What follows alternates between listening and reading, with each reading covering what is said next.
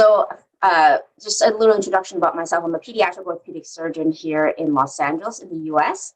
I do some spine and I do some deformity as well. So I have a good mix of kind of all over the body kind of practice. I also have 2 children with my husband. As you can tell that they are very well-behaved children there. Just a little bit background for our international audience. For us to become an orthopedic surgeon, a person in the United States would have to go through 4 years of high school / secondary school. They would then add additional 4 years of college. And then we apply to medical school, and that's an additional 4 years. And residency is based on the specialties anywhere from 3 to 7, but for orthopedic surgery specifically, it is 5 years for now. Most of us end up doing a fellowship to subspecialize. So I did my 1 year of subspecializing in pediatric orthopedics, and then we get to practice. The trend right now in the United States is for more of us to do more than 1 year of fellowship, but it's just a changing trend. And here's a map of the United States. And I started my practice in New York.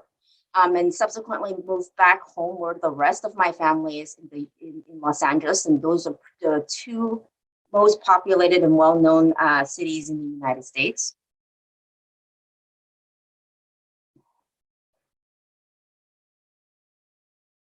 Seem to have been stuck.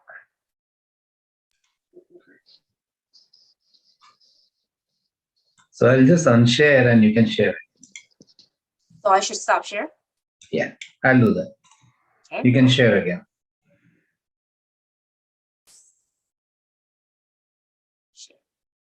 Let's try that. No. Just tap on the slide with your mouse.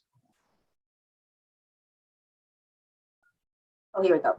I work for a hospital system that has multiple hospitals in the United States. And lucky for me, it is a charitable organization where we treat all patients regardless of their ability to pay. So if you can pay, we will bill for your insurance. But if you can't, we'd be more than happy to provide all your care for free. And the culture inside the United States is a very multicultural nation. In fact, we are still a nation of immigrants. I personally am a first generation immigrant, and I will tell you, the opportunities in the United States are, I would say, second to none, just because I think I really benefited from being in the United States, and I truly believe that I will not be where I am if I wasn't here. So, you know, for the United States, we will no longer be a majority of white persons by the year 2025. 14% of the US population right now are foreign born, and immigrants and their US born children, so me and my children, will make up 26% of the population. And by 2065, 36% of the population. So we are continuing to be a nation of immigrants. And maybe not as bad as India, but we have a very low percentage of female orthopedic surgeons at 5.8%. Lucky for us, we are the lowest subspecialty in the United States. So we are working really hard to inspire more women into our field. And for minority orthopedic surgeons, it is also another very stark fact that we have to deal with, is that we only have 10.7% of orthopedic surgeons who are counted as minority, which is really low compared to our population. And just like women, women and minorities, our percentage continue to decrease as we progress along our careers. And so obviously I don't look like most of the orthopedic surgeons that I work with. These are some of my residents. They are getting taller and taller, or I'm getting shorter and shorter. But I also love working with our residents, because I agree, they keep us young. They keep us on our toes about the newest techniques and newer ways to teach them and have them learn. So talking about work-life balance, and I want to shift the thought process away from balance, because every time we talk about balance, is somebody trying to balance on some very unstable base, right? So we're always teetering between like work and life and trying to juggle the two. And I think it's important to think about it as an integration. We're all surgeons on this panel. We know sometimes our jobs bleed into our lives. Our patients sometimes have to come first. And so I think it's important for us to realize that being a surgeon is who we are, even though we have other interests and other things that are going on in our lives. So it should be an integration of work and life.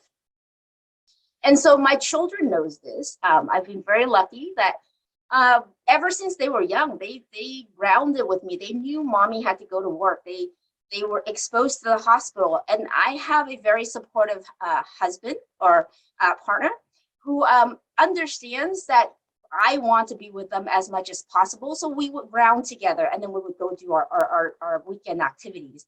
And then sometimes, you know, the kids are there eating their lunch and, you know, playing with their toys in my office while I'm doing some work. And my PAs are nice enough sometimes to like babysit my children as I'm seeing patients. So I think, you know, just like everybody said, teamwork is important, but it's also important for us to have very supportive partners who understand what we do, and help us take care of the children. And then I like to think that the fact that I'm raising feminists in my household, and that my children will grow up to see very strong women doing things that they love and helping people that needs help.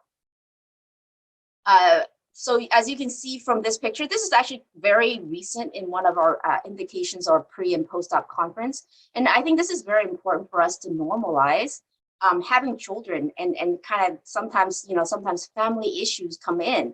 And so this is us having a pre and post-op conference. As you can tell, we are talking about surgery, but here's my younger partners having their babies in conference, and that's fine. The babies are very well behaved at that moment. And so we can talk about work and have our kids with us at the same time.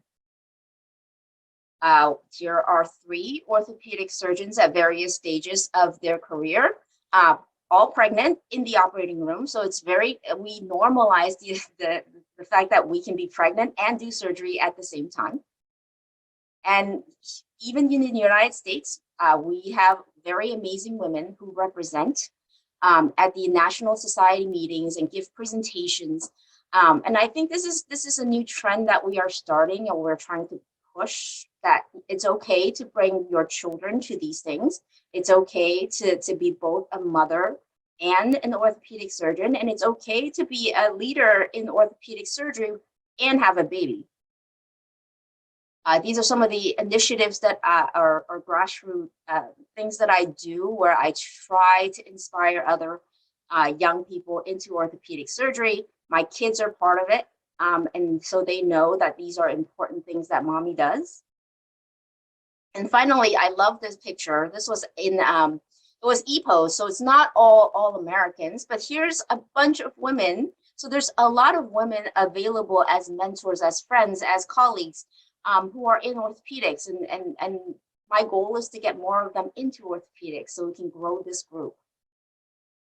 And always lift while I'm climbing for everybody involved. Thank you.